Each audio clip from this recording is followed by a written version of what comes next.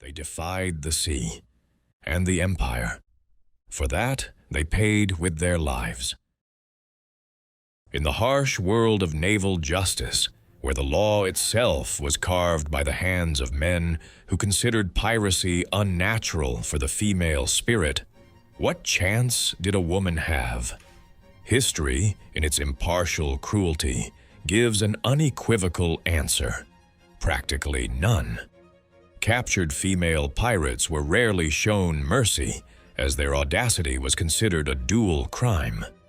In the 17th and 18th centuries, an era recorded as the golden age of piracy, British Admiralty courts showed not a shred of leniency toward sea robbers, but female defendants provoked their particular indignation. They had encroached not only upon inviolable imperial law, but also upon the deeply entrenched gender norms that formed the very foundation of the social order. The trials unfolded in makeshift naval tribunals, hastily organized in such remote colonies as Jamaica or New Providence, right in the heart of pirate strongholds. These courts operated without juries, and their outcomes were typically predetermined long before the proceedings began. The trial process itself was swift, yet not devoid of a grim theatricality that served as a lesson to all present. Witness testimonies were gathered from the captains of plundered ships, naval officers, and from time to time, from sailors frightened to death, who themselves feared being accused of associating with pirates. The accused, however, had almost no legal rights to defend themselves. Bonny and Mary Read, the two most celebrated female pirates in history, faced such a court in the year 1720 in Spanish town Jamaica. According to the official court transcript, when Bonny received her death sentence, she bitterly threw a now legendary phrase at her lover, Calico Jack. "If you had fought like a man, you need not have been hanged like a dog." Their only defense was pregnancy, known in legal practice as pleading the belly.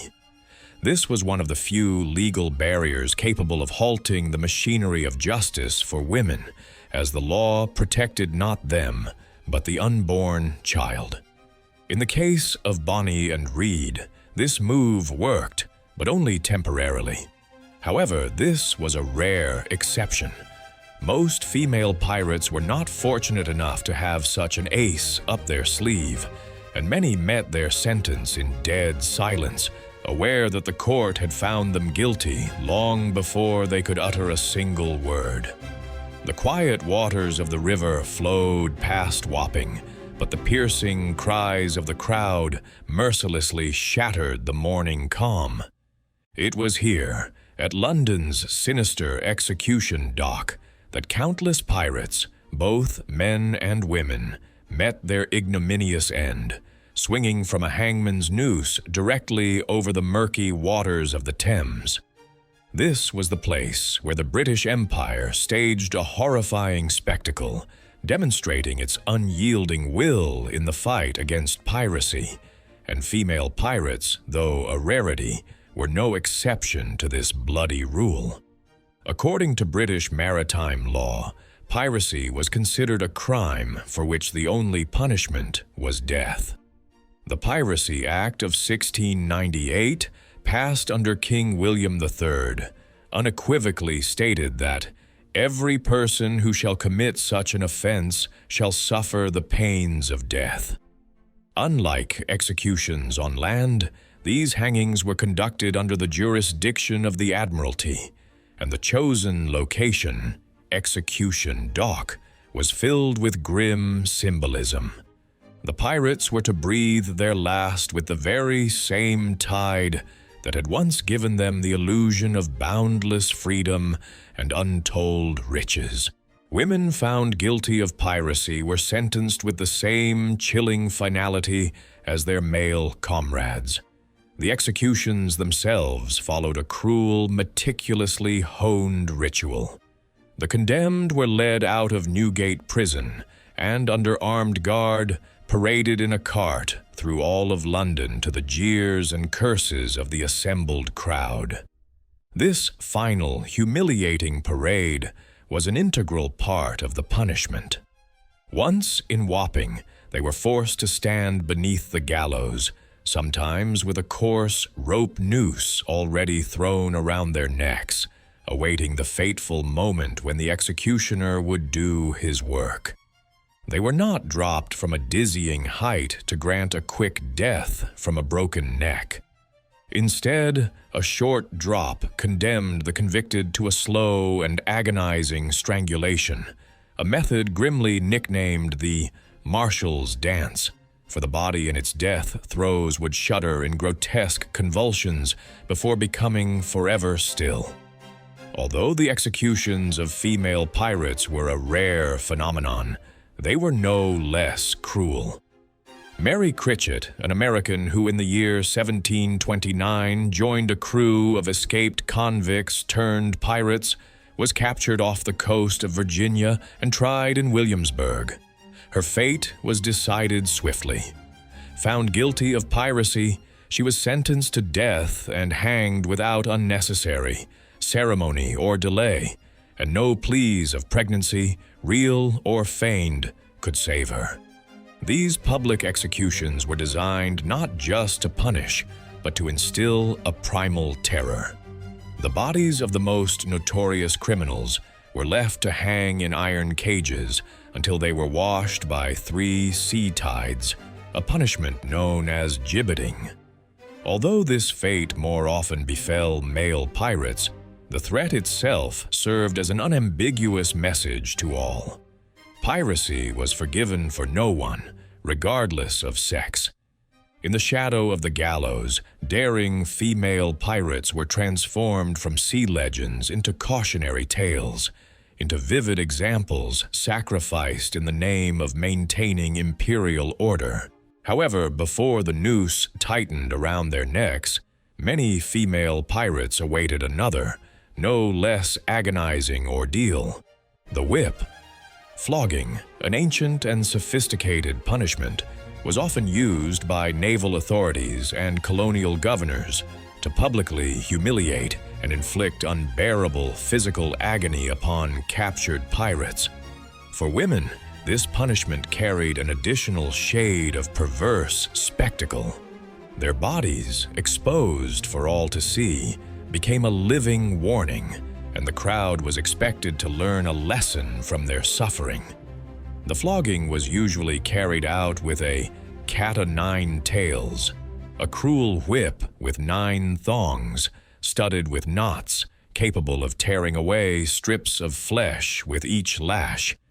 Sentences could range from 12 lashes to more than 100, depending on the severity of the crime and the harshness of the court. The punishment was carried out publicly, most often at the docks or at the prison gates, where townspeople, including women and children, would gather to witness this bloody spectacle. In the year 1720, Anne Bonny and Mary Read, after their capture by Jamaican authorities, were reportedly held in appalling conditions and subjected to cruel treatment even before their trial began. Although there are no direct records of them being flogged during their imprisonment, female pirates in other colonies, such as those captured off the coast of the American colonies or in the West Indies, were regularly subjected to this punishment as part of their sentence or to compel a confession. For the naval authorities, flogging female pirates served 2 purposes: intimidation and humiliation. Women who dared to challenge the world of men were publicly brought to their knees, their blood mingling with the salt air and the dust of the cobblestone streets. These punishments were not merely an act of justice, they were an act of total control. And it was the spectacle of pain that ensured this message reached the furthest corners of the empire. However, not every captured female pirate faced the gallows or the whip.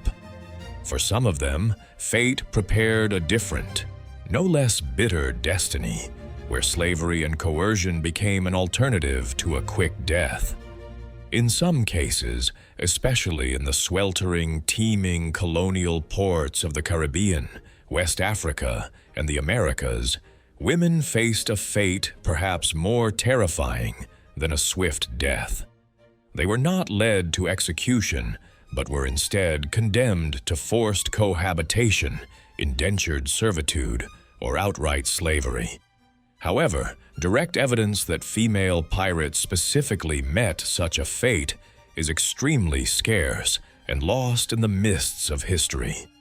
Historians acknowledge that while piracy was a world where men reigned supreme, women involved in this trade could meet a wide variety of ends, depending on their nationality, race, social status, and, of course, the discretion of the colonial authorities. In the Spanish and Portuguese colonies, where the lines between piracy, privateering, and the slave trade were often blurred beyond recognition, women captured on pirate ships, especially those of African or indigenous descent, were frequently sold into slavery, with no distinction made between crew members and captives. Archival records from Portobello and Cartagena from the late 17th century dryly describe women taken from pirate ships and processed as ordinary spoils of war. Moreover, black and mixed-race women found aboard captured vessels were almost automatically considered slaves by default. In such cases, they were swallowed without a trace by the insatiable plantation economies, or became domestic servants and concubines for colonial officials or wealthy merchants. The chronicles rarely distinguish between actual female pirates and other women who happened to be on captured ships, making it nearly impossible to draw precise lines. But the practice of forced slavery itself was widespread and undeniable. What we do know is that for many women, capture did not mean a quick execution. It meant a slow disappearance into strange homes, on endless plantations, or in the dark holds of ships, where they were deprived of their names, their histories, and all recognition. It was a silent erasure from the chronicles, recorded not in court sentences, but in the deafening silence of the ages. For some captured female pirates, death did not come quickly to the shouts of a crowd at the scaffold. It crept up slowly, silently, and unnoticed aboard the rotting hulks of prison ships. These floating prisons, anchored off colonial coasts or in British harbors, were never intended for the long-term confinement of people, but by a twist of fate, that is what they became. They turned into floating coffins for pirates, rebels, and all those considered enemies of the crown, including, from time to time, women. Although detailed records of female pirates who died specifically on prison ships are extremely limited, the general context of their fate is beyond doubt. Captured women were often held in the same inhuman conditions as men, with no allowance for their sex. In the 18th century, when the number of prisoners soared and land-based prisons became filled to capacity, the British Navy and colonial authorities turned to decommissioned warships as a temporary solution. These vessels, stripped of their sails and left to rot in harbors, were moored in places like Portsmouth, Plymouth, and Kingston, Jamaica. The conditions aboard these ships were truly horrific. Prisoners were shackled below deck in cramped, dark, and unventilated spaces, where stench and despair permeated the very air.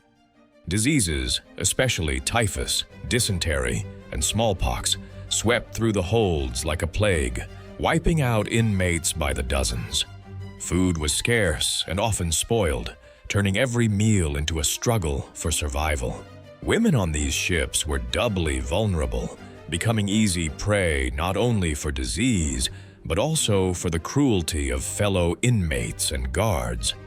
In addition to starvation and disease, many of them were subjected to unimaginable exploitation and abuse, including various forms of violence from guards or sailors, although such facts were very rarely recorded in official documents.